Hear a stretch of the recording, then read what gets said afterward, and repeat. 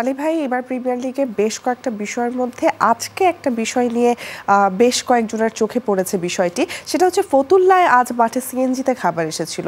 আপনি যেহেতু সংশ্লিষ্ট, আপনি হয়তো বিষয়টি আরো ভালোভাবে জানাতে পারবেন আমাদের দর্শকদেরকে। আসলে কি হয়েছিল?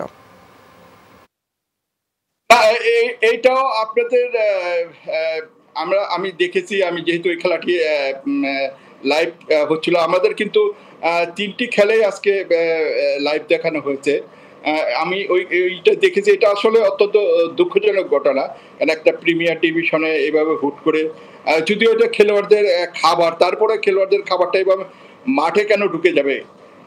যারা গেটে ছিল তাদের ওইখানে রেখেই তারপরে এই খাবারগুলো আনা উচিত ছিল।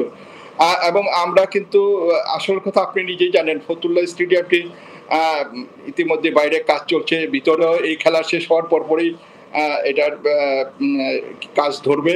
যার জন্য অনেক কিছু এই জায়গাটা মোটামুটিভাবে একটু অরক্ষিতই, এবং পুরোপুরিভাবে আমরা অন্যান্য জায়গায় বিকেএসপিতে বা মিরপুরে যেভাবে আমাদের ওইখানে সিকিউরিটি বা অন্যান্য ম্যানেজমেন্ট করা যায়, ফতুল্লাটা আপাতত আমরা আসলে অনেক ক্ষেত্রেই আপনারা দেখছেন তামিম ইকবালের কাছে তার কাটা বেড়া টপকে মাঠের ভিতরে ঢুকে যাচ্ছে, সেলফি তুলছে তাসকিনের সাথে।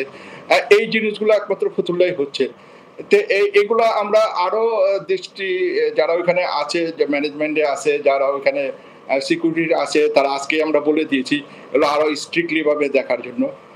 এটা খুব, আমরাও এই জিনিসটা খুব ভেবে দেখছি, এবং দুঃখজনক ব্যাপার এই জিনিসটা।